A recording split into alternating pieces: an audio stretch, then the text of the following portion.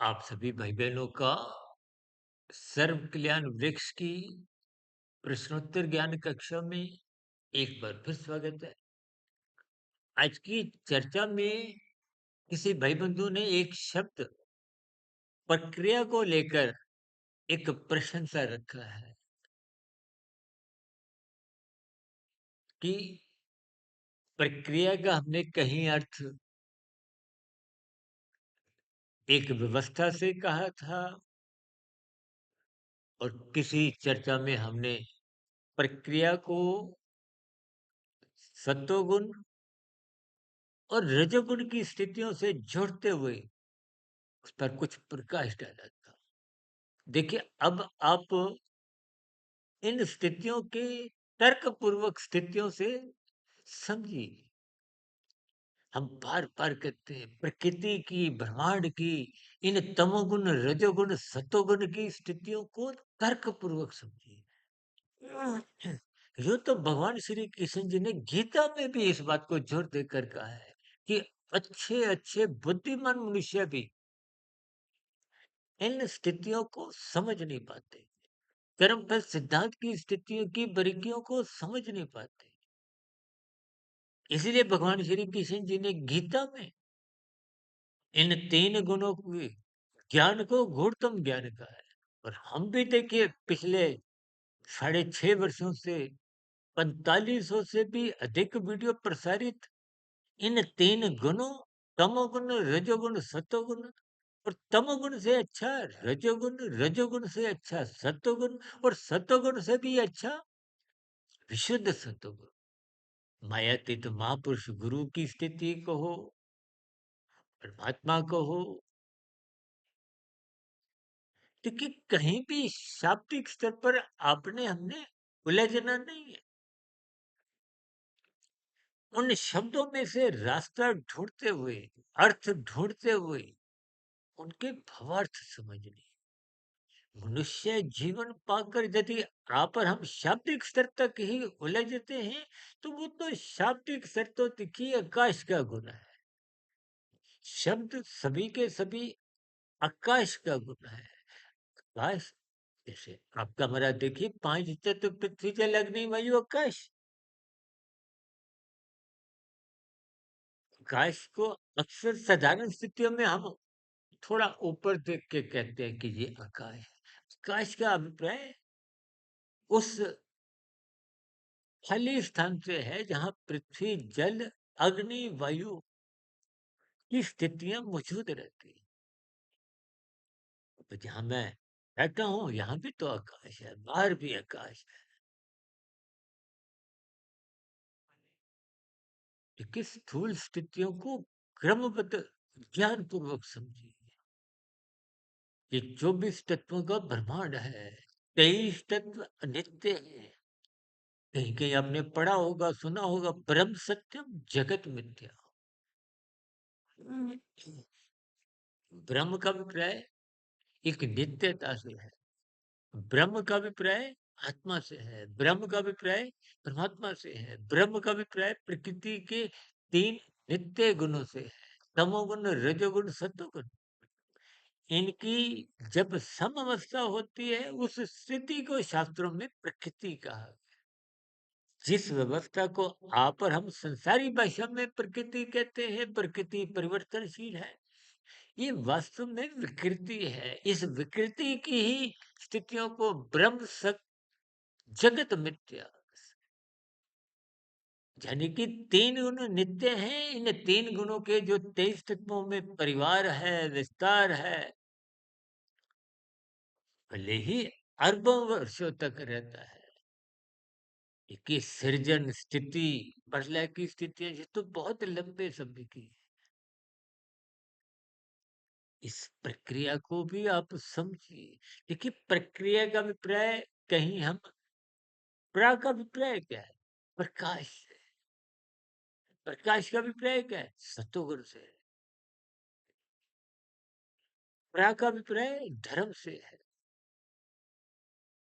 ज्ञान से है। क्रिया का अभिप्राय रजोगुण से है। यानी कि प्रक्रिया में प्रा शब्द पहले आता है। यानी कि धर्म प्रथम स्थान पे रखो, सत्वगुण प्रथम स्थान पे रखो। आज आपने हमने कहीं अर्थ को, कहीं काम को आगे ले आएँगे और धर्म की स्थितियों को पीछे रख दिया। अभी तो आपके हमारे जीवन में बिखराव स्थितियाँ हैं, अंधकारमय स्थितियाँ हैं, उलझने हैं, बिखराव है, जीवन अस्त-व्यस्त स्थितियों में है। अब दिन में देखिए केवल रजोगुण ही नाचता भागता है। हाय तौबा की स्थितियाँ बनी रहती हैं। किसके कारण? धन, धन, धन। दिन भर आप धन की स्थितियों में ही उलझे रहते हो। तो वो सभी स्थितियाँ आपका हमारा धर्म कमज़ोर करती हैं। धन की निंदा नहीं है, आपके मेरे शरीर की निंदा नहीं है। भगवान श्री कृष्ण जी ने गीता में तो मेरे आपके शरीर को ही रथ का नाम दिया। देखिए, प्रकृति की, ब्रह्मांड की, इन 3 गुणों की व्यवस्था को समझिए। ये एक प्रक्रिया है। प्रकृति की प्रक्रिया रूपी स्थितियाँ अंतहीन है। वर्तमान समय कलयुग है। कलयुग की आयु 4,32,000 वर्ष है। इससे दुगनी द्वापर युग, इससे तिगनी त्रेता युग की और कलयुग से 4 गुनी आयु सतयुग की है। इनका एक क्रम जब बीत जाता है उसको चतुर्युग कहा गया है। 71 चतुर्युग बीत जाने को उसको मनवंतर और 14 मनवंतर बीतने पे सृष्टि का कार्य समाप्त होता है। देखिए हम बार-बार कहते हैं शब्दों पर थोड़ा रुकिए, उसके अर्थ समझिए, अर्थ समझते-समझते उस पर एक चिंतन, मनन, मंथन करो, शोध करो, अनुसंधान करो। शास्त्रों में तो एक शब्द आता है जो मनुष्य अनुसंधान करता है उसी को ही धर्म की एक मूल स्थिति समझ में आती है। ऊपरी-ऊपरी स्तर पर तो देखिए बात है शाब्दिक स्तर पर समझ में आती है, कुछ आपकी क्रियाओं में सुधार आता है, लेकिन जब तक संस्कारों में यानी कि कारण शरीर की स्थितियों में वो शुभ संस्कार बनते नहीं, तब तक आत्मा के ऊपर जो अज्ञानता की स्थितियां आई हुई है, अज्ञानता की स्थितियां आत्मा पे आने से ही आत्मा परमात्मा का जो एक नित्य संबंध है उसमें बिखराव आता है, कमजोरी आती है, दूरियां बढ़ने लगती है, विमुखता बढ़ने लगती है। देखिए परमात्मा का ज्ञान विज्ञान सब चीज है, यानी कि इस प्रक्रिया को समझिए, प्रकृति की व्यवस्था को समझिए, अपने शरीर, स्थूल शरीर, सूक्ष्म शरीर, कारण शरीर, इन स्थितियों को तर्कपूर्वक खोलिए, समझिए। शास्त्रों में तो एक-एक शब्द नपा-तुला, तोल-तोल के का आप बार-बार इस बात की पुष्टि करते हैं। लेकिन फिर भी स्थितियों को आप क्रमबद्ध प्रकृति की एक व्यवस्था को, प्रक्रिया को समझिए। आपके हमारे जैसे गर्भाकाल की स्थिति में एक प्रक्रिया के अंतर्गत ही आपका मेरा शरीर बना ना, सूक्ष्म भूत भोग विषयों के कारण ही। देखिए आत्मा परमात्मा ये चेतन सत्ता है, आत्मा ज्ञान स्वरूप है, परमात्मा आनंद स्वरूप है। आत्म स्वरूप स्थिति में आनंद मांगना नहीं पड़ता, अपने आप ही मिलता है। देखिए परमात्मा में सब स्थितियां अपने आप ही बनती हैं। देखिए ना इतनी बड़ा ब्रह्मांड की स्थितियां 84 लाख प्रकार की जोनियां तो करे जगत की है, स्थूल शरीर से संबंध रखती है। आत्मा सबकी एक समान है, चाहे वो पेड़ पौधे की हो, चाहे कीड़े मकोड़े की हो, चाहे मेरी आपकी हो। इन नीचे की जोनियों से आपको हमें कुछ संकेत समझना चाहिए, प्रकृति की व्यवस्था को समझना चाहिए। गीता में तो भगवान श्री कृष्ण जी ने पहले ही कहा है, ये 3 गुणों का ज्ञान विज्ञान बहुत ही गूढ़ ज्ञान है। इसीलिए हम प्रतिदिन की सभी कक्षाओं में इन सभी स्थितियों पे प्रकाश डालने का एक प्रयास करते हैं, विश्लेषण करते हैं, ताकि ब्रह्मांड की, परमात्मा की ये पूरी व्यवस्था प्रक्रिया आपको हमें समझ में आ जाए। तो हमारा जो जन्म है, वो पूरी एक प्रक्रिया से होते हुए ही स्थूल रूप से जब एक शिशु के रूप में जन्म होता है, फिर आगे जीवन की एक प्रक्रिया है। बच्चा बड़ा होता है, स्कूल जाता है, फिर बचपन काल अवस्था समाप्त होती है, रजोगुण की स्थितियाँ बनने लगती हैं, किशोरावस्था आरंभ होते ही कामुक इंद्रियों का विकास होता है, युवावस्था में आते-आते पूर्ण विकसित हो जाती हैं। इसलिए विवाह का संस्कार रखा है। आज लिव इन रिलेशनशिप में स्थितियाँ कितनी बिगड़ती जा रही है। समाज में अनैतिक स्थितियाँ होती हैं, तो फिर बिखराव की स्थितियाँ, अराजक स्थितियाँ। आज देखिए, कुछ दिन पहले आपने देखे ना कुछ भारत के दिल्ली राजधानी में ही कुछ बम फटने की स्थितियाँ। देखिए, जब एक जीव दूसरे जीव को पीड़ा देता है, तो आप विश्वास कीजिए कि क्रमशः बहुत बुरी तरह बिगड़ता है। हज़ारों, लाखों, करोड़ों योनियों में भटकना पड़ता है।